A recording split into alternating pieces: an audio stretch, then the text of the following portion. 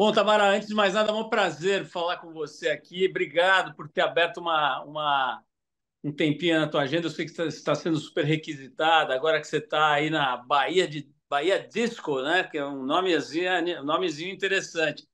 Mas é muito legal poder falar com você. A gente acompanhou aqui toda a sua trajetória, né? Os relatos que você vinha fazendo e postando. Muito legal ver aquelas conversas suas com a sua avó e relatando assim toda a tua não só o que estava acontecendo ali em volta, né? Mas principalmente o que estava acontecendo dentro de você, que especialmente aqui para nós é sempre o que interessa mais, né? E você fazendo relatos com muita riqueza, né? Com muita sensibilidade. Então, obrigado assim pela tua disponibilidade, tá? Mas eu vou começar já perguntando para você o seguinte: antes de entrar em todo o processo do projeto e tal, nessa coisa incrível, né, da invernagem, queria saber como é que é a Groenlândia. Começava assim, explorando a minha própria ignorância, né, que eu imagino que muitas pessoas estejam ouvindo a gente agora, não tem a menor noção de como é a Groenlândia, que é onde você está, né? Me conta um pouquinho assim, como é que é esse país, o que tem de mais interessante para a gente saber sobre a Groenlândia, Tamara? A Groenlândia é uma ilha enorme, a maior do mundo, mas é uma ilha. A maior parte da Groenlândia, dois terços, é coberta por uma calota polar, fica no meio, e nas bordas existem vilarejos, feitos por pessoas. As primeiras pessoas chegaram aqui há milhares de anos. A ocupação mais recente humana aconteceu ao redor de 1.000 anos atrás, com pessoas que vieram andando no mar congelado durante o inverno. Durante 6 meses por ano, em alguns mais no norte, quase 11 meses por ano, às vezes o ano inteiro, o mar congela e as pessoas se adaptam a essas mudanças extremas de temperatura que acontecem todos os anos. Então, ver o mar congelar e o mar virar líquido é o que acontece na vida de muitas pessoas que moram aqui, desde que elas conhecem a vida. E para mim isso era uma novidade, né? Essas pessoas, os groenlandeses que eu encontrei no caminho, eles me ensinaram muitas coisas, aprendi muito com eles, me deram boas recomendações, me ensinaram a usar algumas ferramentas e a ter alguns reflexos que eu não tinha quando eu cheguei, sobre como é andar, navegar no meio de icebergs, sobre o perigo de se aproximar de um iceberg. Os icebergs, eles quebram, eles se retornam, eles capotam, às vezes podem capotar em cima de nós, às vezes derivam em cima do barco. Várias vezes durante a noite tinha que acordar, mesmo quando o barco estava ancorado, para empurrar os icebergs que se aproximavam do barco. É, e eu ainda tenho que fazer isso, né? Que eu ainda estou aqui. E ainda tem icebergs que chegam perto, às vezes eles explodem, estouram. A cartografia ainda é precária, e eu estava acostumada a navegar com uma certa precisão cartográfica maior, e aqui eu precisei me acostumar a entrar numa baía sem saber se ia ter fundo suficiente para ancorar ou não. Então, às vezes, eu jogava âncora, num lugar onde eu achava que era raso e tinha mais de 1.000 metros, o barco ficava à deriva, tinha que de novo procurar outro lugar, levantar a âncora e mudar de baía, continuar navegando de noite sem dormir. Naveguei em lugares onde tinha muita neblina, não enxergava nada, usava só o radar, mas eu sabia que o radar não ia mostrar tudo, não ia mostrar os icebergs pequenos que também eram perigosos. Ao longo dessas navegações, acho que eu fui. é, Trabalhando a musculatura da frustração, aprendendo a lidar com os imprevistos constantes, com os perigos constantes, com o risco. No começo foi extremamente exaustivo, mas depois eu fui encontrando o ritmo e eu já não. Eu ria. Eu batia numa pedra, eu ria. Eu falava, é isso, se o barco não afundou, então nós seguimos, teremos aprendido mais uma posição de mais uma das muitas pedras que a gente ainda vai encontrar. E acho que foi criando uma espécie de é, olhar talvez irônico ou cômico para a desgraça, né? Eu chegava num porto animada, falava, finalmente eu poder descansar, ter uma noite tranquila num porto de pesca. E aí eu amarrava o meu barco no outro barco, e aí 2 horas depois que eu começava a dormir, finalmente, depois de mais de 30 horas sem dormir, alguém batia no barco, pá, pá, pá, pá, pá, acorda, você tem que ir embora agora porque o barco vai sair, um outro barco vai chegar. Que é isso? É um porto de pesca. Os portos aqui não foram feitos para fazer a viagem que eu estava fazendo, que era uma viagem de prazer. uma viagem de diversão, uma viagem por desejo, de turismo, inclusive, né? Que eu aqui não sou local, eu sou turista, eu sou visitante, por mais que esteja aqui há mais de um ano, eu continuo não sendo local, eu continuo sendo uma turista, com todos os problemas e contradições que ser uma turista representa para eles. É, então era isso. O Porto também não era lugar de descanso.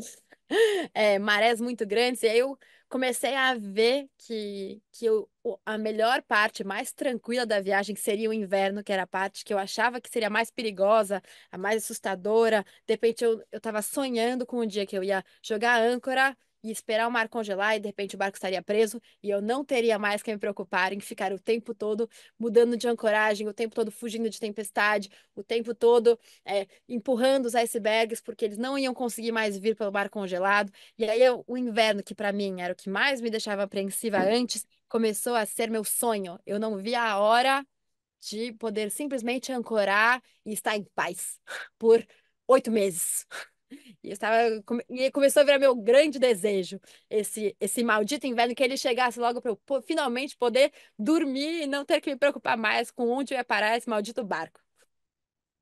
Ô, Tamara, eu depois vou te perguntar uma coisa que eu devia ter perguntado no começo, que é para você definir melhor o seu projeto, né? Mas agora que a gente já entrou nesse outro papo, depois a gente volta nisso para situar melhor as pessoas. Mas eu falei aqui um pouco na introdução, né, que, enfim, do que se trata. Mas já que você tocou nesse ponto, né, eu fico sempre pensando naquela pergunta que fazem na imigração, né? Qual é o propósito da sua viagem, né? O pessoal pergunta, né, na imigração. E outra coisa que eu vejo também, as pessoas ficam muito assustadas, não sei se assustada é a melhor palavra, mas meio assim, quase inconformadas com o fato de você querer ficar sozinha, né? Eu sou um pouco da mesma enfermaria que você, eu gosto muito de ficar sozinho, eu já fiz muitas viagens sozinho, nada que se compare a essa sua, mas essa ideia de ficar com a gente mesmo, né? Para muitas pessoas é uma ideia aterrorizante, né? Assim, as pessoas não gostam em geral, não sei se em geral, mas muita gente não gosta da própria companhia.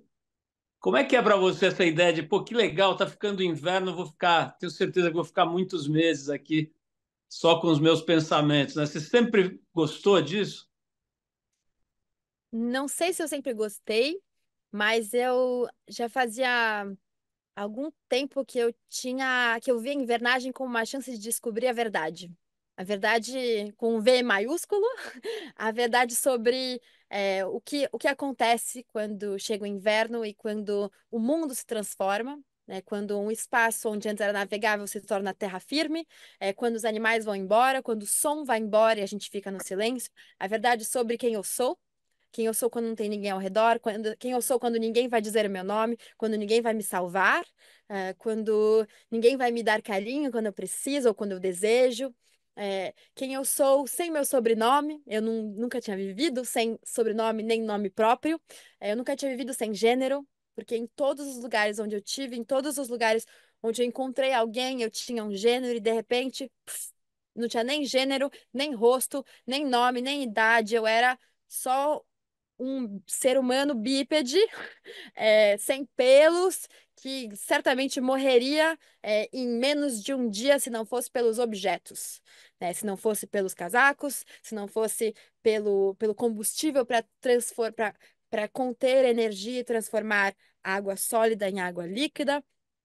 Sem isca para pescar, sem reserva de alimento que eu trouxe antes de vir, sem um barco para estar na água, sem morrer.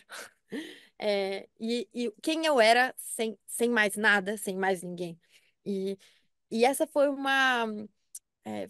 essa busca e essa pesquisa foi o que me motivou a vir e foi o que alimentou os dias. Eu vi a solidão muito mais como uma chance é, de descoberta sobre mim mesma como humana, como indivíduo, como ser vivo, do que como uma punição ou uma dificuldade. Tem muitas pessoas no nosso mundo que vivem a solidão sem desejar.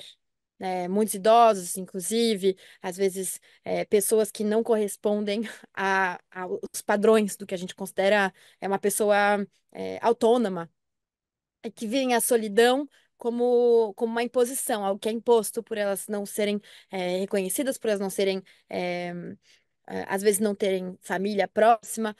E eu pude escolher essa solidão. E é muito diferente a gente é, partir e se expor à solidão por escolha própria e sabendo que a gente tem um lugar para onde voltar, onde a gente vai encontrar pessoas, do que viver ela sem ter desejado e sem ter um outro lugar para ir.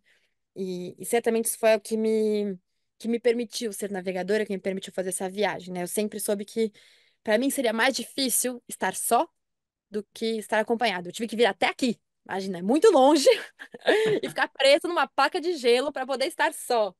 E as pessoas daqui, os groenlandeses, por mais que muitos sejam navegadores, eles navegam ao longo de todo o ano para pescar, para caçar, para se divertir, para viajar. Para eles, a solidão não era, para as pessoas que eu conhecia, a solidão não era algo bom. E muitas vezes eles tentaram me desencorajar e falavam, fica num vilarejo, leva mais alguém, vai faltar abraço, vai faltar homem, vai com homem, que você não vai dar conta, é muito difícil uma mulher, você vai ser fraca demais, você não tem experiência, você é brasileira, mas vai morrer congelada.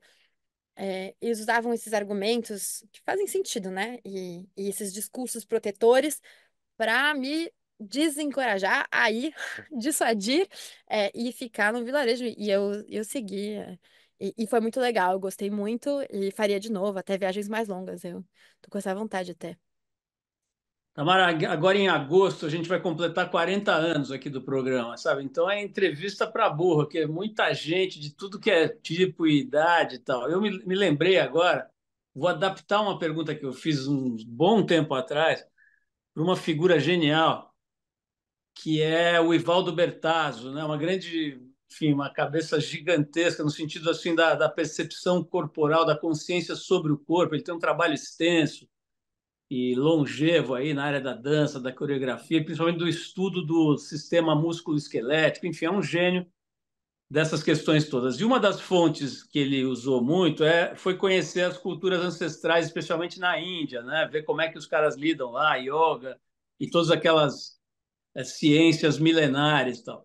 E por causa disso, ele foi muitas vezes para a Índia, né? Quando eu entrevistei ele, eu fiz uma pergunta assim que era assim, Evaldo, pô, eu não me lembro, vamos dizer que ele tenha ido 15 vezes para a Índia, né? Eu falei, Evaldo, pô, você já foi 15 vezes para a Índia, cara, lá do outro lado do mundo e tal. Você encontrou a iluminação que você procurava? A resposta dele foi genial. Ele falou assim: lá não, mas na volta em Paris tinha uma iluminação que eu adorava. Assim, eu sempre gostava muito.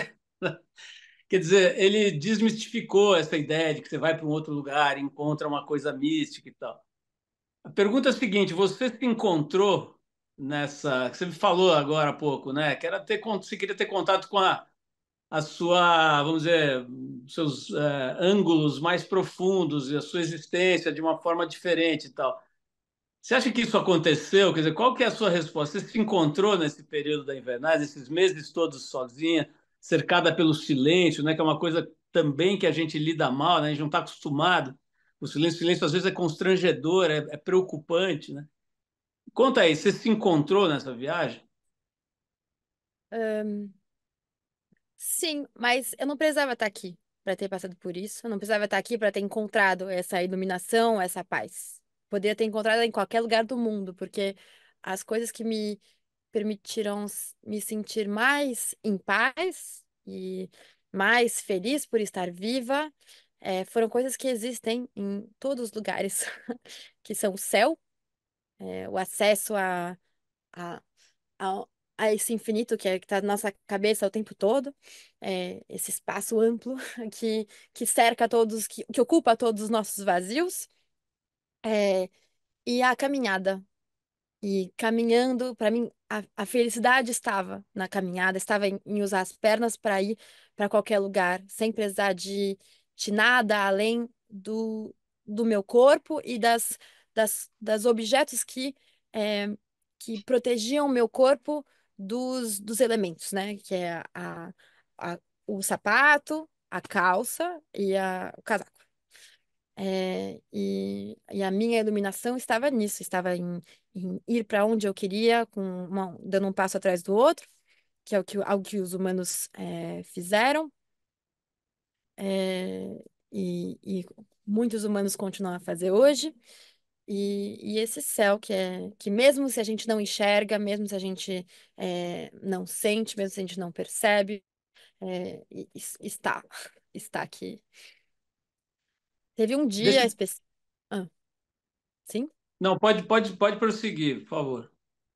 Teve um dia específico em que eu estava lavando roupa, a primeira vez que eu estava lavando roupa, porque já a primavera estava chegando, tinha mais luz, estava menos frio e tinha nevado, então eu podia pegar um pouco mais de neve, derreter e fazer água para lavar roupa.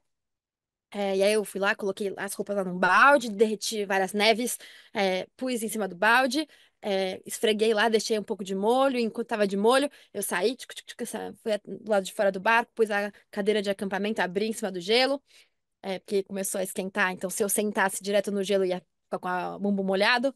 Então, sentei na cadeira, em cima da placa de gelo, e fiquei lá, assim, olhando o céu. E fazia 6, 7 meses que eu tava aqui já.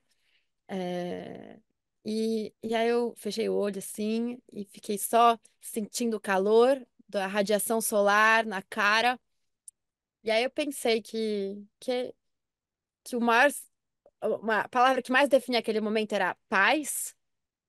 E tudo que eu tinha vivido de ruim e de difícil, e ao longo da preparação, mas também ao longo de toda a vida, e tudo que eu tinha vivido de bom e de feliz e de brilhante, tinha servido para aquela hora. E que se eu morresse, tudo bem, porque não ia ter arrependimento, não tinha deixado nada pra trás. Que era isso, a vida só servia pra isso, não tinha utilidade para além de estar vivendo, para além de sentir, usando todos os nossos sensores do corpo, né? Que é, sei lá, a pele, o olho, o nariz, a boca. É para isso que servia estar vivo, não servia para fazer coisas grandiosas, para mudar a história da humanidade, para escrever livros, para ganhar prêmio, para aparecer em revista, em podcast. Para isso não servia, não servia para isso. A vida servia para sentir, para simplesmente estar sentindo. E eu não precisava, sabe, estar aqui para descobrir isso. Eu poderia estar no Largo da Batata, em Campinas, sei lá, ao redor da minha família, é, na rua, andando, atravessando o sinal. Poderia estar em qualquer outro lugar, mas foi aqui que eu descobri. É interessante esse teu relato, Tamara, porque ele combina não só com filósofos e pensadores de diferentes vertentes, mas também com as pessoas velhas, né? É engraçado porque você é tão nova, né? Mas acho que uma das coisas que você sacou, né, com essas suas experiências, é um negócio que em geral demora, sei lá, 90 anos para a pessoa perceber, que é o quanto é simples, né? O quanto tá nas coisas mais simples, nessa coisa quase animal da gente, que é o que você relatou agora, né? Sentir o quanto o que interessa está ali, né? Na simplicidade, nas coisas supostas, entre muitas aspas, menores, que na verdade são as maiores. Mas eu queria explorar uma em específico que você mencionou, eu falei agora há pouco, né? Que é o silêncio, né? Eu falei que o silêncio às vezes é constrangedor. Você pode notar que numa entrevista, se eu parar de falar aqui uns 30 segundos, vai ficar uma coisa que para os ouvintes pode ser meio estranho, meio constrangedor. E para alguns interlocutores também. Eu já testei isso entrevistando aqui. Às vezes você para um pouco de falar, a pessoa pensa que teve algum problema, que foi uma falha técnica, e fica todo mundo muito preocupado, né? Eu queria que você falasse mais sobre o silêncio, né? Você estava lá, eu imagino que seja o silêncio absoluto, né? Assim, eventualmente um barulho de algum bicho, mas a hora que congela tudo, você está no seu barco. Me conta um pouco assim, como é que é, o que que o silêncio te ensinou, como é que é estar num lugar de silêncio absoluto, que a gente não tem muito essa possibilidade, né? Quando o mar congelou, os sons que haviam antes que definiam a paisagem sonora, né? Que eram o barulho das ondas, é, a água batendo nas pedras, às vezes gaivotas passando, às vezes uma foca, uma baleia. Esses sons, eles pararam de ocupar o ar e os únicos sons que eu ouvi eram os sons que vinham do meu próprio corpo. E aí tinha um barulho que me incomodava muito, que era um ruído, que eu acho que vem do sangue, da efervescência das bolhas no sangue, que até dá pra ouvir se a gente ficar em silêncio numa peça, sei lá, numa sala de música, coisas assim, que é bem abafado, isolado, o som.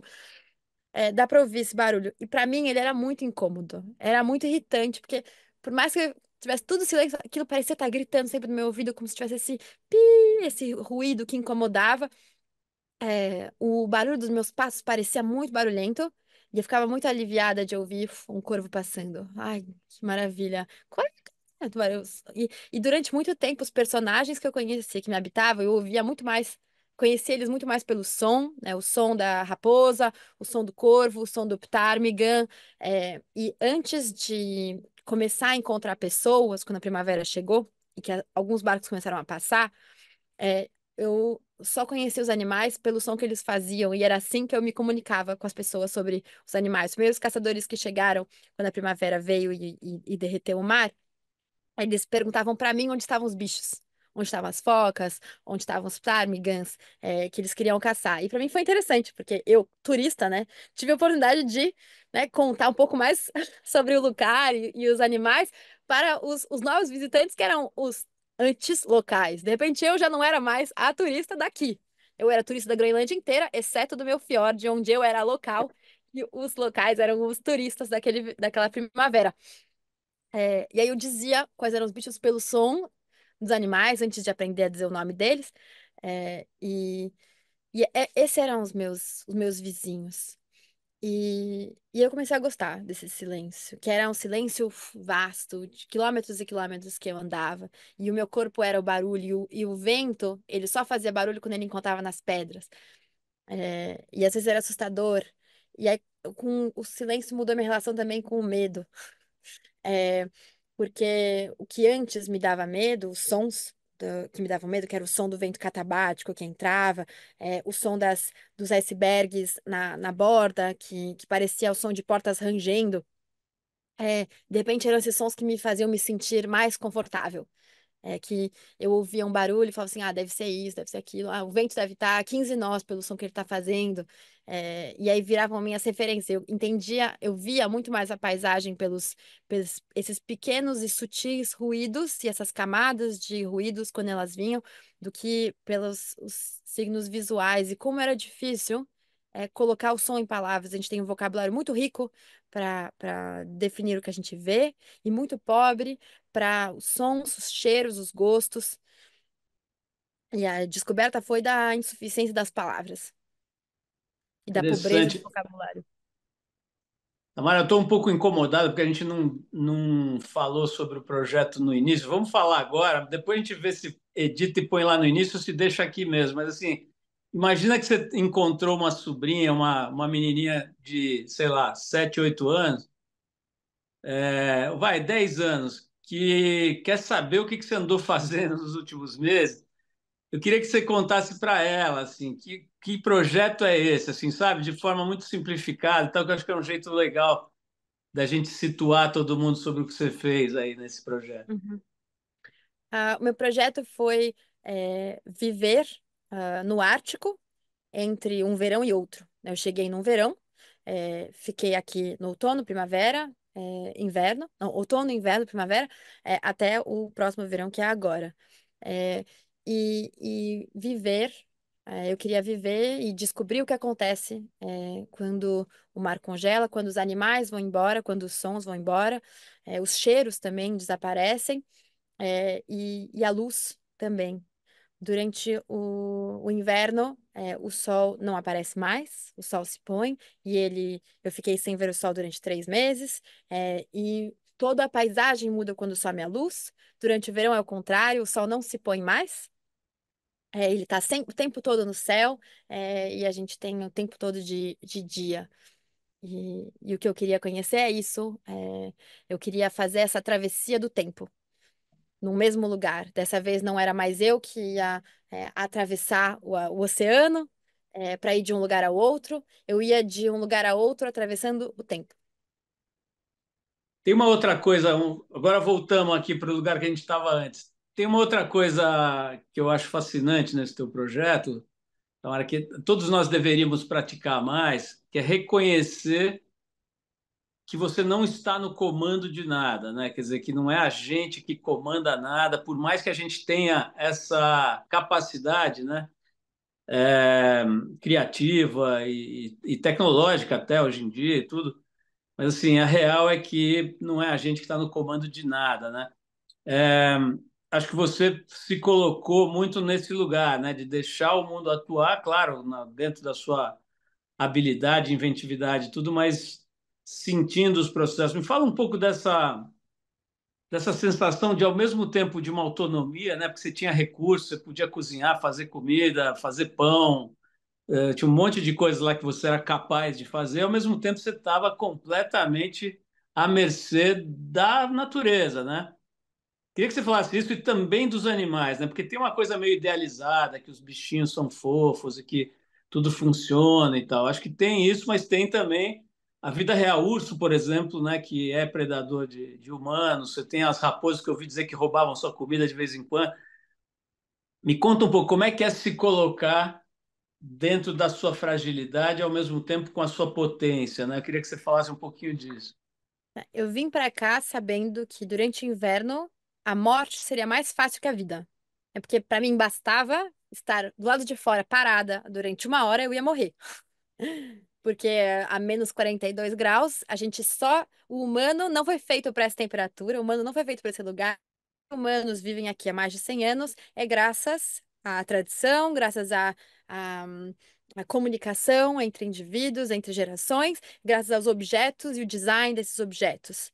O que é incrível é que num lugar onde árvores não crescem, onde a maior árvore que existe é uma árvore que rasteja no chão, e é super fina, os humanos sobreviveram e criaram seus filhos e é, criaram tradições e culturas e fizeram música e hoje em dia vivem como nós vivemos no Brasil, com desejos e costumes e alimentações às vezes similares, mas num lugar onde as mudanças de ambiente, de paisagem, de temperatura são extremas todos os anos. É, o que eu sinto. Pera, eu esqueci agora a pergunta, na verdade. Eu Eu também, viajei. seu relato estava tão bom que eu também esqueci, mas essa coisa da fragilidade, né? Ah, E ao é. mesmo tempo da potência, né? Sim, sim. É, da fragilidade. Ah, é. E o que ficou muito claro pra mim era que os animais e o selvagem não são como na Disney, né?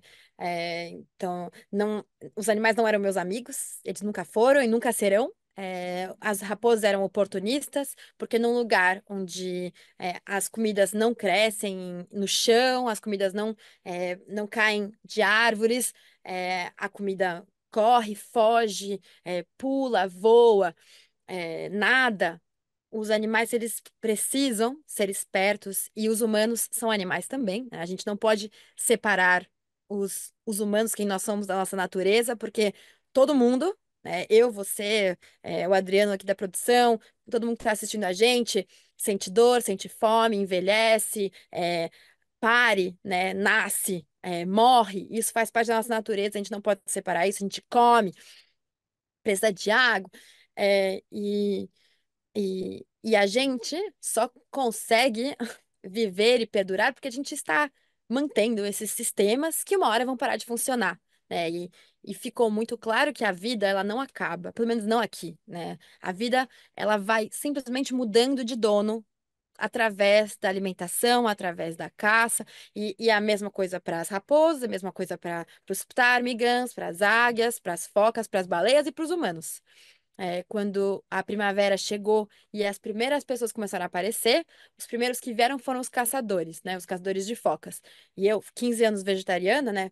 Ficava assim, meu Deus, as focas, eu gostava tanto delas, minhas amigas, né? Eu imaginava, minhas amigas agora, os caçadores vão vir, vão comer todas minhas amigas. Eu pensei, mas calma, a comida que eu tô comendo aqui, né, vegetariana, esse tofu, ele veio de plantação de soja, né? A soja no Brasil, ela não nasceu lá onde ela está hoje.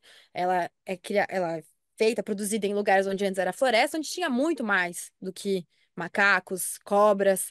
aranhas e passarinhos. Tinha várias outras espécies de animais, de fungos, de plantas, etc. E não é porque eu estou comendo soja que essa soja produziu menos violência do que a foca. O entendimento desse ciclo desses ciclos de vida como algo muito mais complexo e muito mais sutil e diverso do que a gente está acostumado a ver, né?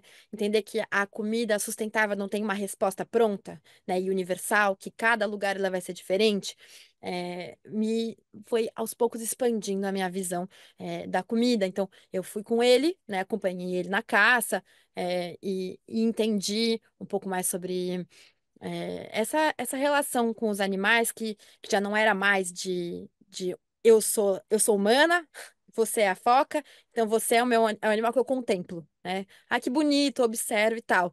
Era essa relação de, tá, mas a foca ela também come outros animais, os humanos daqui eles há muitos anos comem foca. Aí, se a gente tirar deles a foca, dizendo que o que eles fazem é pior, porque no Ocidente a gente acha que é pior, né? Comer foca, porque coitada das foquinhas, melhor comer soja, arroz que vem da China. A gente está induzindo eles a comprar coisas através de uma outra moeda que não é mais a do esforço, do conhecimento, da caça, do gesto de caçar, e a gente vai estar impondo para eles uma alimentação que não é a que existe aqui. E junto com essa alimentação vem as embalagens, vem o transporte por navio cargueiro, vem um monte de plástico, papel, em um lugar onde não tem para onde ir o lixo. Continua sendo uma ilha e esse lixo não vai desaparecer, né? Tem muitas embalagens que a gente consome todos os dias que vão viver muito mais do que nós mesmos.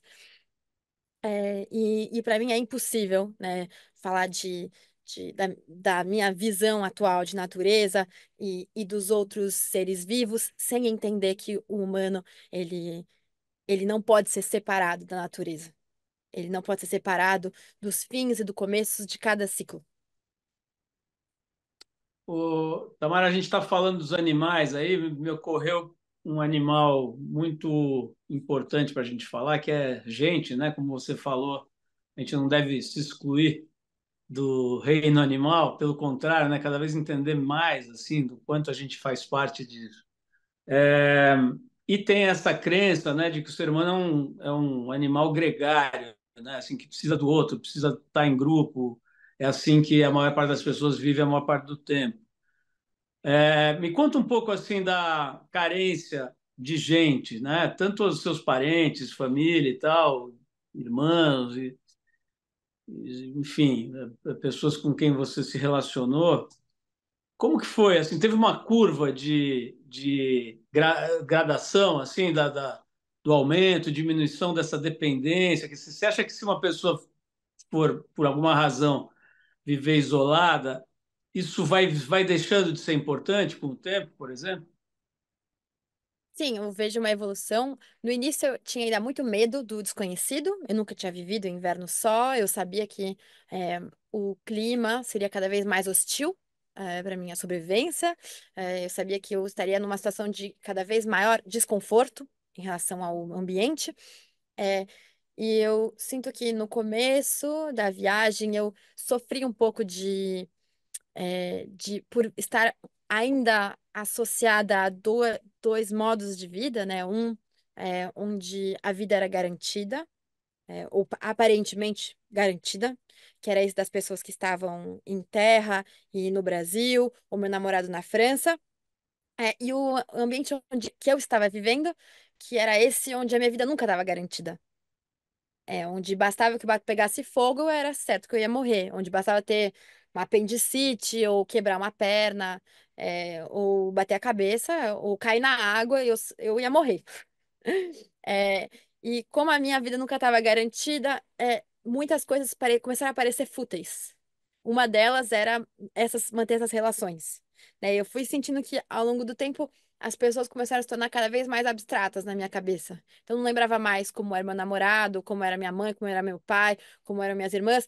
Eu lembrava muito mais de frases fora de contexto e como se fosse assim, um rascunho da cara da pessoa, e muito menos de como ela era de fato. É como se as pessoas começassem a virar conceitos. A minha Hum. mãe deve ser mais ou menos assim, meio um resumo distante. É, e até uma hora o meu namorado mandava um e-mail ainda, né? E eu falei assim: ah, desculpa, eu não quero mais ser sua namorada, porque eu não vejo mais nada que, tipo, eu nem lembro como você é. Aí ele ficou mal, chateado, e tudo. É, e aí, mas era isso, tipo, eu me sentia que eu não queria mais esses vínculos, não queria mais essa dependência, não queria mais criar essas relações, nem gerar expectativa, porque eu não. O que só importava pra mim, tudo que importava era o que fazia parte do presente, o que fazia parte do lugar onde eu estava, que eram os animais do lugar, a neve, as condições meteorológicas, as mudanças dos elementos, a minha própria existência. E que o resto era tão verdadeiro quanto os personagens dos livros que eu lia. A ficção e a realidade eram muito próximas, porque eu recebi um e-mail de alguém da minha família, da minha mãe, era como ler sobre Diadorim no Grande Sertão Veredas. E era isso. E enquanto eu lia o livro, aqueles eram os personagens com quem eu convivia nos meus pensamentos, tanto quanto as personagens dos e-mails que eu lia. E eu lia esses e-mails como se fossem ficções. E quando me falaram das chuvas lá no Rio Grande do Sul, eu li como se fosse uma ficção, porque para mim era mais próximo de uma ficção do que o que eu imaginava que podia ser a realidade. Como eu que estou aqui que escolhi me expor a mudanças extremas de paisagem e de meio ambiente, é, posso estar com é, posso estar com a vida mais garantida e mais segura do que pessoas que estão em Porto Alegre. Tamara, me lembrei agora de uma conversa que eu tive o privilégio de ter recentemente com o Drauzio Varela, e eu estava conversando com ele sobre o impacto que teve sobre mim o livro que ele escreveu, Prisioneiras, né, que é sobre os presídios femininos. Né? Para mim, é uma das obras mais relevantes quando se procura saber sobre o comportamento feminino, porque os presídios você tem uma situação de isolamento que não reproduz a vida dita normal, né? E aí acontece uma série de fenômenos que ele descreveu de forma muito genial, lá, e que não eram conhecidos, inclusive, porque você sabe, o sistema prisional é praticamente ignorado pela sociedade, como se não existisse, né? Um mundo que sobre o qual ninguém quer saber, ninguém quer explorar, ninguém quer conhecer. Mas, enfim, tudo isso para chegar no seguinte: você falou agora uma coisa muito interessante, né, sobre essa mixagem entre a ficção e a realidade, né, como isso foi acontecendo na sua cabeça, inclusive com relação ao seu relacionamento afetivo, né? Achei surpreendente essa coisa de você não saber mais quem era a pessoa que estava do outro lado, né? Eu queria, sem ser invasivo, mas tratar um pouco também da sexualidade, né? Porque é uma questão fundamental na vida de todo mundo, especialmente uma mulher jovem, né? Como que era esse aspecto? Quer dizer, isso batia, quer dizer, um desejo, a vontade de estar com ele ou com qualquer pessoa. Esse aspecto também vai se, vamos dizer, diluindo também quando você está sozinha. É como se a gente tivesse a habilidade de sublimar um pouco, de controlar os hormônios. O que você pode me contar sobre, já que você é uma experiência que também eu acho que não teve igual, né? Então, o que você pode me contar desse aspecto, seja, enfim, com relação ao seu namorado ou com qualquer, mas assim, da sexualidade humana, quando o indivíduo é colocado nessa condição que é completamente diversa, assim, ao que a gente está acostumado. Eu não posso falar por toda a minha espécie, mas posso falar por mim mesma que eu não tinha nenhum desejo sexual. É, para mim, não era, eu não tinha vontade de estar com ele, eu não me sentia dependente, eu diria até o contrário. Eu comecei a identificar quantas vezes e não só do ponto de vista sexual, mas de todas as vezes, quantas vezes eu abri mão do meu prazer pelo prazer do outro, né? Quantas vezes eu usei roupas que apertam para ser mais bonita ou para ser mais agradável ou para ser mais desejada ou mais querida ou mais respeitada. Quantas vezes eu fiz coisas desconfortáveis ou coisas que eu não queria fazer para agradar outra pessoa, porque ser mulher passa também por ser aceita, por é,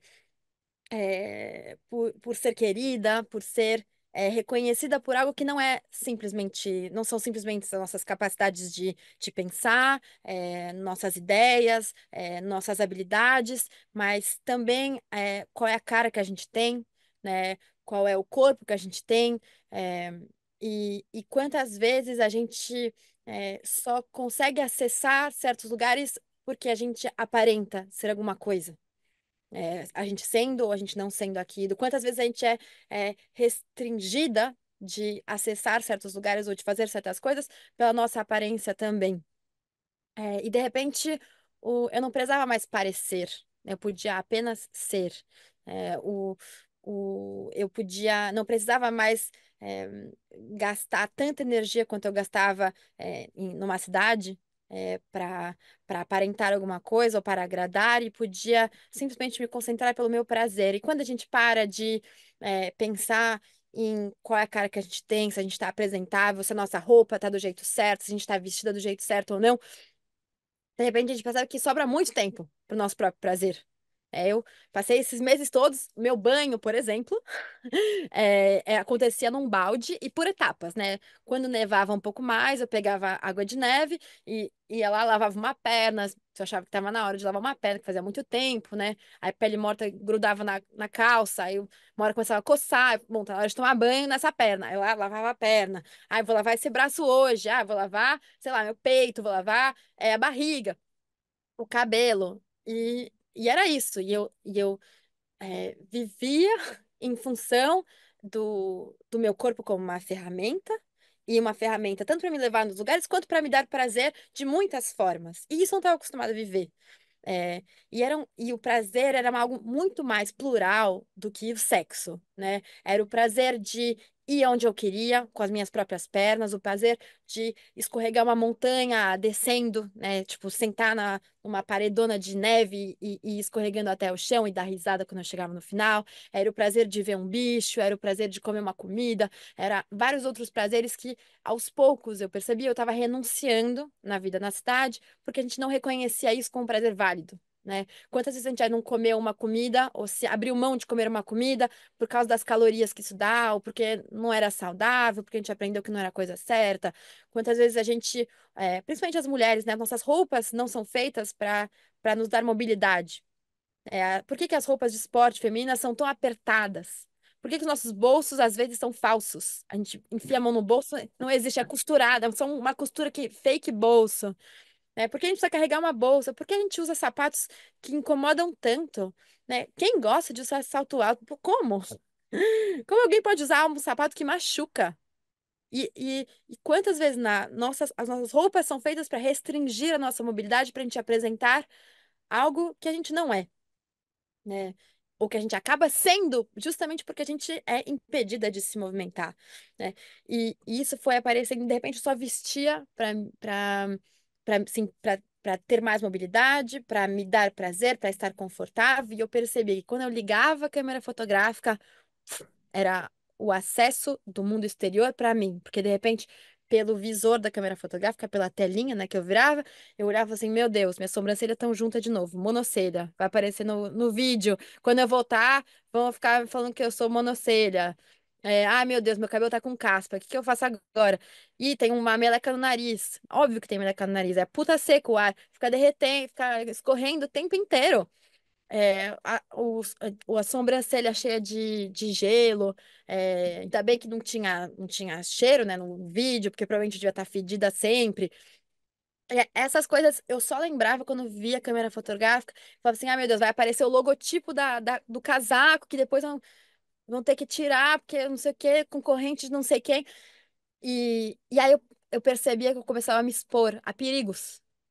Porque eu parava de pensar na minha segurança, no meu prazer, e começava a imaginar o que outra pessoa que depois visse a foto ia pensar ao me ver naquele estado e falar: Isso que a gente aceita, né? A gente aceita ver o explorador polar com duas estalactites escorrendo do nariz, mas eu nunca vi uma foto de uma mulher com duas estalactites no nariz, com pelo na cara, isso nunca vi.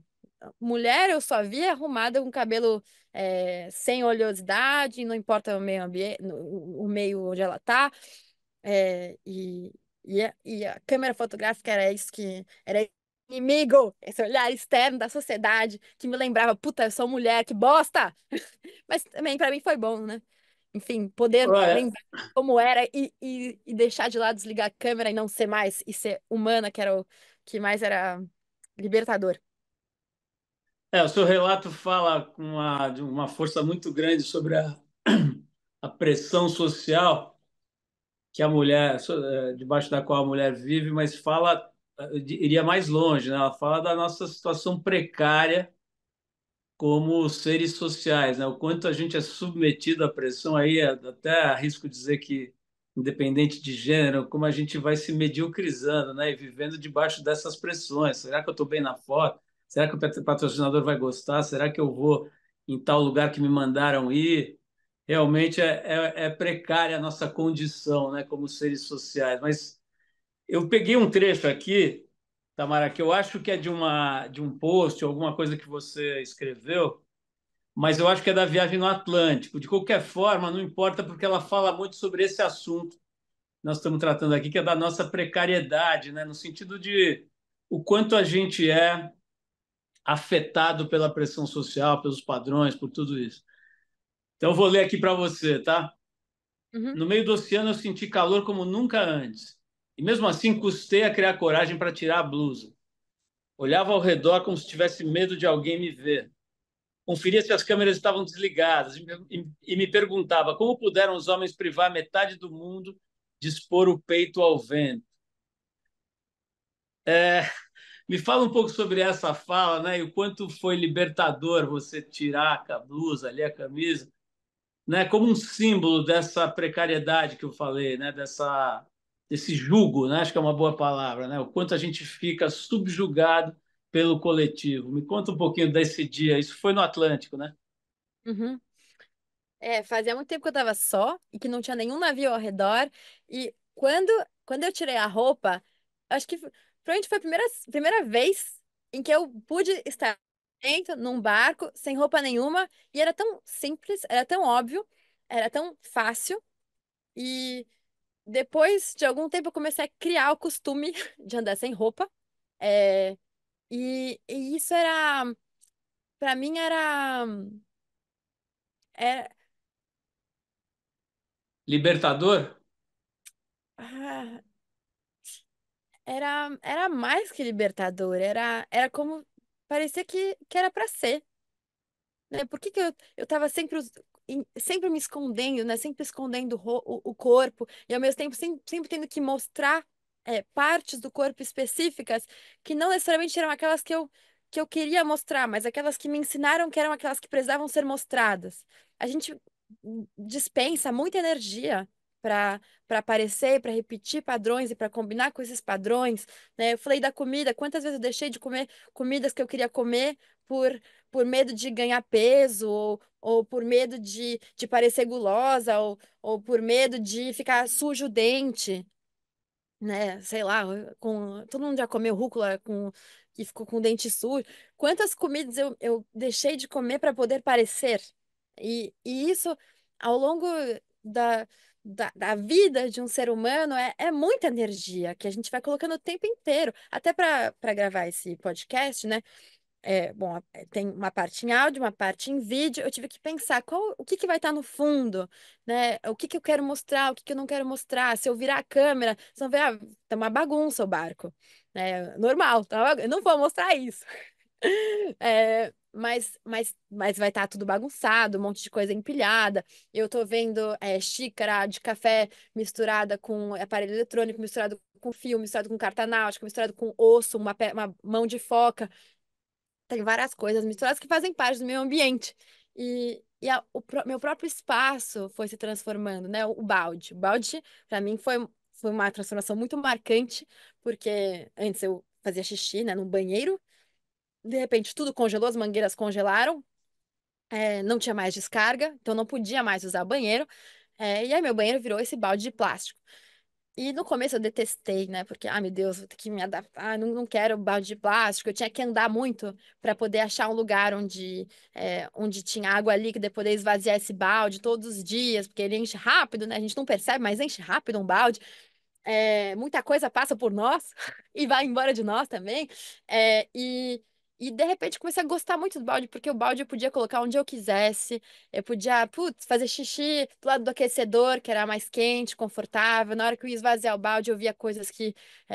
Eu via coisas no caminho que eu não estava esperando ver. Eu saía, às vezes, em ocasiões que eu não teria saído se não fosse pelo balde, quando tinha muito vento, quando tinha muita neve caindo. Eu tinha que ir, porque tinha que esvaziar o balde e eu não teria ido se não fosse por ele. Então, no fim, eu comecei a gostar muito desse balde, continuo usando, inclusive, mesmo que agora eu possa usar o banheiro. Eu achei legal, gostei. E isso foi também uma outra libertação, né? Antes eu achava que eu precisava de um objeto, né? Um vaso com uma descarga, de repente não precisava mais, né? E acho que a liberdade ela vem de ir superando esses limites, alguns limites que nos foram impostos por outras pessoas, outros que foram impostos por nós mesmos. E o tédio da viagem só veio quando eu comecei a sentir que eu já tinha superado os limites, né? Que aquilo que para mim me fazia medo antes já não me fazia mais, aquilo que antes me incomodava já não me incomodava mais, e aquilo que eu achei que eu não conseguisse fazer eu já tinha conseguido, e aí eu começava a procurar quais são os próximos limites. Aí eu comecei a acampar em cima do gelo. Aí eu comecei a tentar aprender groenlandês e colecionando palavras, e cada caçador que passava, eu conversava com ele em groenlandês e ia aprendendo as palavras na primavera, quando começou a ter gente, né? Demorou um pouco, e eu até me incomodei um pouco com os primeiros encontros, porque era o sinal que o inverno tinha acabado mesmo. E, e eu tava buscando esses novos limites, até que eu comecei a desejar a voltar para a sociedade, né? Comecei a desejar encontrar outras pessoas e rever as pessoas que eu tinha deixado. Porque eu entendi que a minha viagem ela fazia sentido, ela era bonita, ela era feliz, porque ela era provisória também. A solidão era provisória, ela ia Uhum. acabar. E eu não era o único ser vivo que começava a encontrar pessoas. Quando a primavera chegou, começou a derreter o mar e começaram a aparecer os primeiros outros animais, baleias, gaivotas, patos, gansos. E os primeiros humanos, eu comecei a ver que todos os outros animais começavam a estar em grupo. As raposas antes solitárias cantavam para ir se encontrar uma a outra atravessando o fiord. Os ptarmigans estavam em grupo, eu via duas águias no céu, as baleias eram sempre em par, às vezes com um filhote, e os patos eram milhares de patos reunidos, os gansos também, e eu continuava só. As pessoas que vinham frequentemente era mais que uma, eram dois caçadores juntos, era um grupo de pescadores, e eles iam embora nos barcos, né, no mar que estava derretendo, e eu continuava só. E aí eu comecei a entender que essa não era a resposta, a solidão não era a resposta porque até os mosquitos estavam em grupo, né? E que a minha vida, só fazia sentido é, dentro do contexto da minha espécie. Que eu podia morrer, né? Eu tinha até perdido esse medo. Claro que eu tinha instinto de autopreservação, eu queria viver porque eu gosto de viver. É, mas a minha vida, ela só faria sentido a partir de então, depois de ter passado por tudo isso, se ela fizesse melhor, tornasse melhor a vida dos outros indivíduos da minha espécie. Porque eu poderia muito bem morrer aqui, via comida, ia ser comida de raposa, ou comida de águia, comida de corvo, e acabou. E é isso. Porque é assim, a gente acaba e vira carne e osso e pronto, né? E o que faz a vida ser além de carne, osso e carne, e osso e pele? São as ideias, são a imaginação, são esses sentidos, e a vida serve para isso, né? É Uhum. para isso que ela serve, não para os objetos que nos rodeiam. E os vínculos também, né? Você falou das baleias sempre em pares e os filhotes e tal. Olha, a gente está conversando aqui mais ou menos uma hora e a gente sequer mencionou o nome do seu pai, né? Acho que isso é um dado interessante sobre o quanto você está construindo a sua própria história, independente da dele ou da sua mãe, a Marina também, que é uma genial fotógrafa e tal. Para quem não sabe, a Tamara é filha do Amir Klink e da Marina. E a gente vê a Tamara desde pequenininha, né? Porque na chegada do Amir, da expedição X e Y, tinha umas menininhas lindas lá. abraçando ele, beijando e tal. E essas meninas cresceram e fizeram seus próprios projetos, né? Mas eu queria falar, Tamara, bom, eu já entrevistei o Amir ao longo desses anos todos várias vezes, é um amigo querido, a Marina também.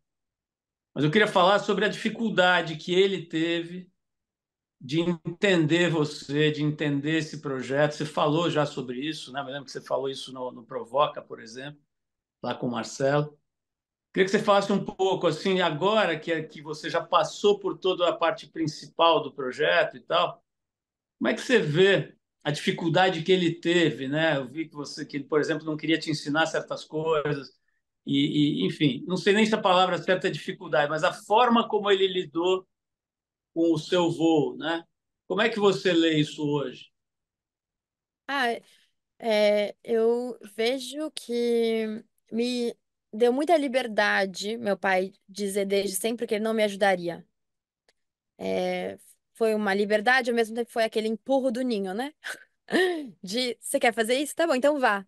E acho que com ele colocando isso de se você quiser navegar, então saiba que eu não vou te dar barco, não vou te dar conselho, não vou te dar dinheiro, não vou te dar nada. Simplesmente faça do seu, crie o seu caminho, faça seu barco, faça suas escolhas, se vira.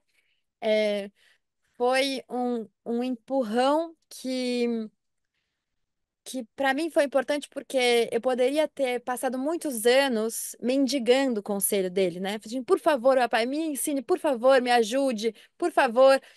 E como ele deixou claro, não, não conte comigo, eu não insisti, nele, né? Eu não fiquei esperando que ele me desse as migalhas, eu não fiquei esperando que ele me desse contato, eu não fiquei insistindo para ele, eu simplesmente comecei a pensar, tá? Se meu pai não vai ser nenhum mestre, nenhum patrocinador, nenhum ajudante, nenhum conselheiro, então vou buscar tudo isso em outros lugares. Vou quem são os outros navegadores que existem e navegadoras? Quem são outros modelos que podem me ajudar? Quem são outras pessoas que podem me dar conselhos? Quem são as empresas que podem me patrocinar? Né? E algumas empresas, Magalu e NTT Data, me acompanham desde então.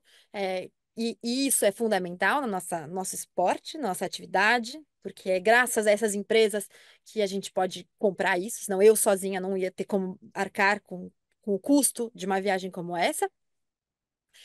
Então, quem que são as outras pessoas que podem me ajudar para além do meu pai? Aí eu aprendi outra língua, aprendi o francês, porque eu vi que tinha muitos livros de navegação escritos em francês. Isso me abriu a possibilidade de ter novas leituras, novas fontes de informação e fontes de inspiração e de referência. Fui para a França, eu ainda não sabia falar muito bem, mas o suficiente para me comunicar. Eu fui estudar arquitetura naval e depois arquitetura terrestre também. Conheci outras pessoas, naveguei em outros barcos. Na França, eu tive a oportunidade de não ser filha mais do meu pai. Eu era Tamara, uma menina brasileira com um nome que é um barulho, que é Clink. Achavam engraçado meu nome. E era aí, Tamara, Clink, Clink mesmo, tipo, Clink de som, tipo um estalo. Isso me abriu a chance, principalmente de errar. No Brasil, eu tinha muito medo de errar, porque se eu errasse em navegação, se eu fosse ruim, se eu fosse uma velejadora, puta, eu tava carregando um nome que não era só o meu. Então, eu ficava. Era muito intimidador, né, ser filha do meu pai, porque eu sentia que as pessoas já esperavam que eu soubesse muito mais do que eu sabia. E eu tava aprendendo. Como a gente aprende? Como é que a gente começa, quando todos esperam que a gente já saiba? E na França, não, na França eu errava, fiz um monte de problemas, fiz um monte de escolha ruim, e isso foi me dando a experiência necessária. Eu acho que talvez seja o meu jeito de fazer as coisas, que é talvez ingênuo, né? Mas eu me coloco em situações onde eu não sei como eu vou encontrar as respostas, mas eu me coloco, tipo, me jogo na água e falo assim, bom, agora que eu tô aqui na água, eu sei que eu vou ter que aprender a nadar, que eu não tenho outra opção. Isso é algo que eu fui fazendo, principalmente no começo, e algo que me permitiu, enfim, comprar a Sardinha 1, né? Um barco que era velho, que custava muito pouco, custava o preço de uma bike lá na Noruega, e que eu sabia, não teria nem como pagar o combustível ao longo da viagem, e ao longo do caminho, nem os portos do caminho, preciso admitir que algumas vezes eu não paguei o porto, Eu escolhia o horário onde o dia estava chegando no final do dia, porque assim eu só ia passar tantas horas e assim o preço era o menor, ou eu sabia que o vigia não ia estar entre tal horário, porque eu tinha visto isso, ou eu parava do lado de um pescador onde ia passar, porque eu não tinha como. E aí eu fiz várias coisas, às vezes erradas, né, que eu não recomendo que ninguém faça, mas foi a solução que naquela hora eu encontrei. Aí eu, enfim, negociava venda de vídeos na internet, no meu canal do YouTube. Aí eu, né, fazia lá minhas negociações, fui lendo um livro sobre negociação para aprender a negociar. E negociando a venda de um vídeo, eu consegui comprar combustível para poder ir até uma baía específica e comprar a polia que eu precisava para poder levantar a vela mestra. E no começo era tudo muito no limite. E acho que meu pai, provavelmente, se ele soubesse, eu acho que se ele soubesse tudo que eu ia viver por causa daquele não, e graças àquele não, talvez, às vezes eu penso que talvez ele possa, em alguns momentos, ter questionado se foi a melhor coisa ou não. Porque eu realmente me expus a muito mais do que provavelmente ele esperava e do que eu esperava também. Mas foi o que me trouxe aqui, e tô feliz de ter chegado. Não, genial, né? E quando você vai contando as coisas, é uma quantidade de aprendizado, seja a malandragem do horário do porto, seja como fazer aquele gelo virar água, ou enfim, ou como se livrar das raposas ladras, né, de comida. É muito aprendizado. Eu estava até pensando aqui, Tamara, com tanto aprendizado e esse processo que evidentemente vai te amadureceu ainda mais, né? Será que você vai ter mais ou menos paciência para lidar com as pessoas, né? Será que essa sabedoria que você adquiriu aí vai te dar mais complacência, mais tolerância com as outras pessoas? Ou as pessoas vão te irritar, né? Porque eu fico imaginando assim, a hora que você encontrar uma amiga sua que passou esse tempo todo no shopping, deve ter alguma, vai dar mais preguiça ou você vai entender ela melhor agora? Ah, é uma boa pergunta. Falar, acho que a gente tem que refazer esse encontro daqui a uns 6 meses para saber a resposta. Por enquanto, o que eu sinto, eu fiquei pouco tempo na cidade, depois eu logo saí, né? Eu fiquei 2, 3 dias na cidade e a impressão que eu tinha era que tinha objetos demais, coisas demais. Eu via as pessoas correndo, mesmo em Ilulissat, é uma cidade de 4, 5 mil habitantes. Eu via as pessoas correndo, trabalhando, seguindo horários. Eu falei, mas por que que as pessoas trabalham tanto? Ah, para ganhar dinheiro, que todo mundo precisa ganhar dinheiro para viver. Mas eu falo, mas tanto assim, eu lembro de ter encontrado um pescador aqui, um dos pescadores, inclusive, que me disse para não fazer o inverno que eu ia morrer. E depois, depois que passou o inverno, ele veio e falou: Ah, na verdade, Samara, eu achava que estava, não era muito preparada, mas pelo menos que bom que deu certo, me preocupei e tal. Aí eu falei: Mas por que você trabalha tanto? Porque eu sei que você está sempre aqui pescando, né? Quando o mar congela, ele vai pescar com um trenó de cachorro. Por que que você pesca tanto? Porque pensa assim, com um dia de pesca, você tem comida suficiente para um ano inteiro. Então por que que você trabalha tanto? Aí, eu trabalho porque eu preciso de dinheiro para viver. Eu falei, mas a casa já não é sua? Sim, já é minha. E o barco já não é seu? É meu. Eu falei, então por que que você trabalha tantas horas assim, todos os dias do ano, se você tem comida, casa, barco, prazer, suficiente para um ano inteiro? Ele, mas é que eu preciso pagar o combustível e a rede para poder pescar mais. Aí eu. E aí veio esse questionamento de por que que a gente faz o que a gente faz, né? A gente trabalha tanto, mas o que a gente vai fazer com tantas horas de trabalho, com tantos dinheiros, com tantos objetos, né? Eu olho o seu cenário, Paulo, sem ofensa, né? Sem questionar, mas tem muitos objetos no seu cenário no seu fundo. Né? Para que que servem tantos objetos que a gente vai carregando? Né? Tem um livro que eu li, chama Walden, né? Walden, uma coisa no meio das florestas, sei lá como é que chama em português, do Thoreau, onde ele fala sobre os objetos serem essa armadilha, né, que a gente vai carregando, é, serem como uma armadilha que prende o rabo da raposa, e aí, de repente, a raposa precisa escolher se ela morre com o rabo preso ou se ela corta o rabo e deixa para trás. Se ela ficar para sempre presa na armadilha, porque o rabo tá lá, ou se ela consegue se separar do rabo, largar o rabo e viver sem rabo o resto da vida, mas pelo menos vai ser mais leve, porque ela não vai mais estar presa naquela coisa.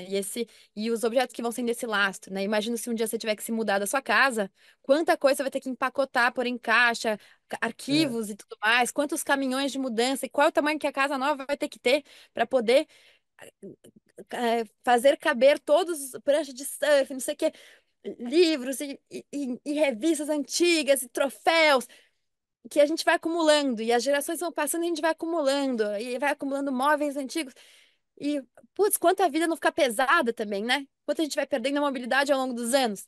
E isso foi uma coisa que me marcou, não só a gente em São Paulo, mas a gente em todos os cantos, do planeta que tem os vícios e as manias de acumular, de precisar, quantas necessidades não são vícios mais do que necessidades, de consumir, porque a gente ainda sente prazer por comprar coisas. Não sei se eu vou ter mais paciência, ou menos, não sei se eu vou talvez ser iludida com os confortos, iludida com um banho quente, iludida com poder ter objetos que aqui eu não tive. Ou se vai ser o contrário, se eu vou estar numa refusa, acho que eu vou ter que voltar para descobrir.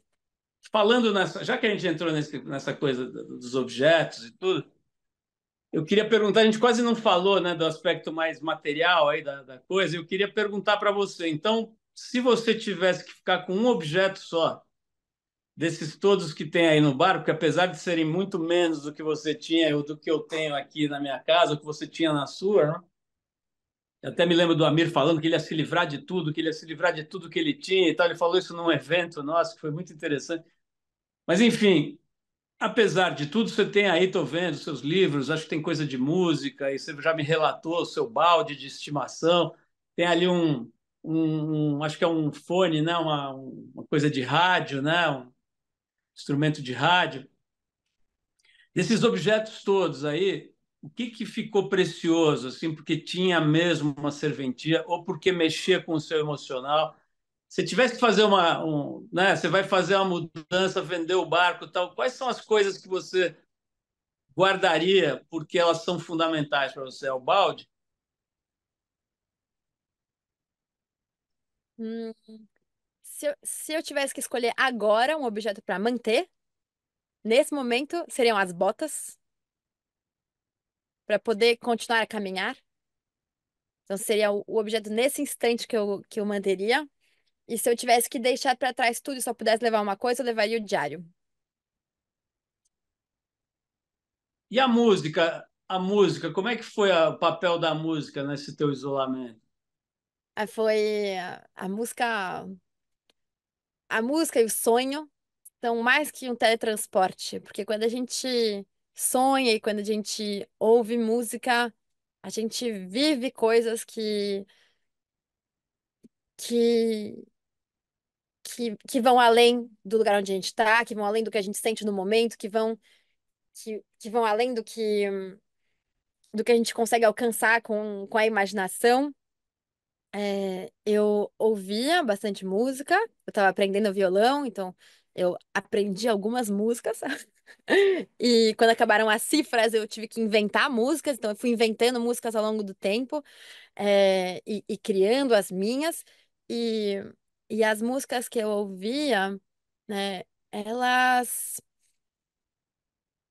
elas elas criavam outros espaços desse vasto, é, dessa vasta banquisa de mar congelado, desse lugar hostil. Elas criavam companhias e personagens e era como se eu estivesse dentro de uma cápsula, onde naquele lugar existia outro som, existia outras sensações, existia outra até outro, a comida tinha outro gosto,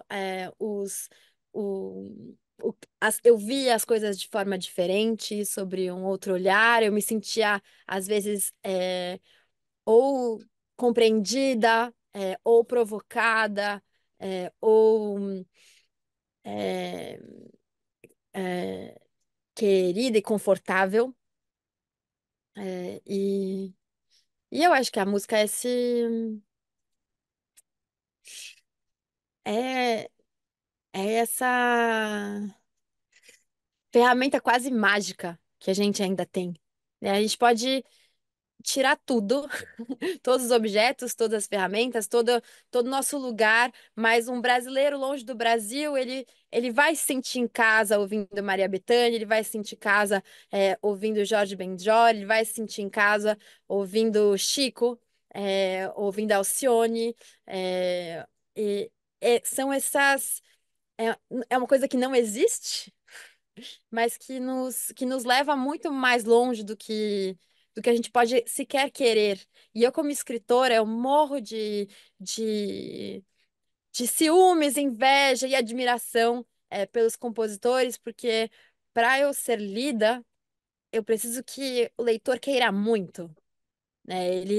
Putz, você, como jornalista, deve saber, o leitor tem que querer muito chegar no texto para ir ler as palavras, interpretar as palavras, entender, absorver, chegar até o final. Putz, é muito difícil ter um leitor, mas os compositores, eles conseguem ser recitados sem o leitor nem querer. E isso é algo que eu acho muito poderoso da música, que é uma das coisas que a gente mais é forte e incrível e bom no Brasil, né? O, Tamara, você fez a besteira de me dizer que você não tinha compromisso depois, então estou estendendo aqui, mas eu já estou terminando, mas queria te perguntar uma coisa. Eu falei agora sobre essa minha visão, né, de um vazio existencial que é muito difícil, né? Qualquer ser humano sente em algum momento, em alguma medida, né, essa dúvida sobre para onde vai, de onde veio, qual que é o sentido dessa existência. Eu queria te perguntar assim, sobre aquilo que a gente convencionou chamar de espiritualidade, né? Essa ideia de transcendência, de alguma coisa que não é objetiva, que não é palpável e tal. Se nesse período agora, mais recente, esses meses que você ficou assim nessa experiência incrível, né? Se aconteceu alguma coisa nesse sentido, se isso passou a ser menos presente ou mais presente, a ideia de transcendência, de forças maiores. Como é que é isso na tua cabeça e como é que ficou agora? Hum, eu acho que o momento onde eu mais tive essa sensação de transcendência ou de existir algo maior foi quando eu quase morri, né? Quando eu caí na água, no mar congelado, e, e eu sobrevivi por sorte, ou por determinação, ou por vontade de sobreviver, e por acho que muito por sorte mesmo, porque às vezes não basta querer muito, não basta ter conhecimento e fazer de tudo. Às vezes é o que te salva, e no caso foi o que me salvou, é ter um pedaço de gelo podre ali por perto, onde eu consegui fazer buracos e me puxar para cima. E se o gelo não fosse podre o suficiente, se o gelo fosse mais firme, eu não teria conseguido fazer buracos, não teria conseguido me arrastar. É, e durante alguns dias eu não sabia se estava viva ou se estava morta. Eu fiquei me perguntando, será que meu corpo ficou lá na água e, e eu só minha alma veio aqui sozinha? Será que se eu dormir, acaba a magia e eu não acordo mais? Será que eu preciso ficar acordada para conseguir continuar viva? Será que se eu morrer aqui, as raposas vão comer meu corpo? Os corvos? Quanto tempo será que eu vou durar? Alguém vai sentir saudade de mim? Para que vai ter servido tudo isso? Teria valido a pena ou não? É, e, e, e durante esse tempo, acho que bom, fiquei feliz de estar viva, né? Em algum momento eu percebi que estava viva mesmo, concretamente, porque uma pessoa morta não conseguiria escrever e-mail para avisar que eu estava bem, eu não teria conseguido. Eu liguei pro meu pai na hora que eu voltei pro barco, e aí ele falou: Tamara, não consigo falar agora, desculpa, eu tô entrando no avião. Eu falei: Não, pai, tudo bem, mas eu só queria dizer que eu tô viva, eu caí na água, mas eu sobrevivi. Ah, que bom, bom. Vai decolar, então até mais, tá, até mais, tchau. Aí depois eu fiquei pensando, mas será que eu imaginei isso? Ou será que aconteceu mesmo? Mas espera, se eu estiver morta, será que os mortos conseguem falar no telefone por satélite? Então, veio todos esses questionamentos sobre o que é a vida, se a vida precisa do corpo ou não. E acho que maior experiência de transcendência que eu tive foi a do sonho. Os sonhos, eles me permitiam viver coisas. Quando a gente está sonhando, a gente vive, a gente sente, a gente passa por vários estados emocionais, a gente foge, a gente reage, a gente corre e a gente vive as coisas que acontecem nos sonhos. E quando a gente acorda, a gente está com o nosso corpo, a gente volta pro lugar de onde a gente dormiu. Mas essa é a transcendência e a criação de novos espaços dentro do corpo mesmo, dentro do próprio espírito, que acontecem todas as noites. Às vezes eu sonhava com animais que eu via no dia seguinte. Às vezes eu sonhava com coisas que aconteceram. O sonho, ele ao mesmo tempo me preparava e ao mesmo tempo me fazia digerir o que eu tinha vivido e às vezes ver de outras maneiras coisas que eu já tinha vivido ou que eu ainda ia viver. Me permitia antecipar também. E o sonho não era apenas uma ferramenta, às vezes o sonho também era fim. Né? Muitas vezes eu fiz coisas para sonhar com elas. Muitas vezes eu perguntei para o sonho, fiz perguntas para o sonho sobre decisões que eu queria tomar e que não estava conseguindo. Tamara, agora eu vou encerrar, mas eu vou encerrar em grande estilo. Algumas pessoas que eu faço isso aqui, eu faço uma homenagem para o mestre Abu Janra, não sei se você chegou a ver, a conhecê-lo, mas era um dos grandes, Antônio Abu Janra, né? Um dos grandes atores, diretores que o Brasil teve de cinema, de teatro especialmente, televisão também. E ele tinha um programa que o Marcelo Tazerdu, agora você teve lá no Provoca, né? Ele chamava Provocações e era do Abu. E muitas vezes ele terminava com essa pergunta, que eu acho uma pergunta instigante, muito legal. Vou repetir para você do jeito que ele fazia, tá? Com essas as pausas que ele fazia. Ele falava o nome da pessoa assim, de forma bem grave. Ele falava assim: Tamara Klink, o que é a vida? Hum.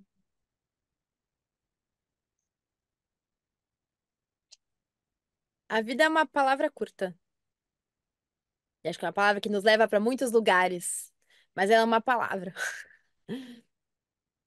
E é isso. E a primeira letra do alfabeto é a última palavra, é a última letra da palavra vida. E acho que essa é a graça, é chegar no final, e encontrar com o começo da nossa descoberta do que a vida é. Tamara, parabéns pela sua vida até aqui. Vai ter muito mais coisa legal para a gente conversar, certamente, nas próximas décadas. Espero estar aqui para conversar com você, para trocar essa ideia tão legal como a gente trocou hoje, principalmente para ver como a tua cabeça evolui, né, a cada projeto, a cada tempo. Parabéns aí por essa trajetória, né? Tão jovem, você está com 27, né? 27 Isso. anos, né? Um jovem já com toda essa percepção de mundo, né? Muito legal ver isso. Daria para a gente ficar aqui horas, por mais que seja um clichê, mas é verdade, né? Daria, eu, pelo menos do meu lado, ficaria aqui horas. Mas, olha, foi muito gostoso trocar essa ideia com você e principalmente muito enriquecedor, né? Para além do prazer, assim, foi prazeroso também por causa disso, muito enriquecedor. Então, quero te agradecer de novo, te parabenizar pela trajetória, pelos livros, pela obra completa, né? Obrigada, Paula, Adriano, toda a equipe e os ouvintes. É um prazer estar com vocês.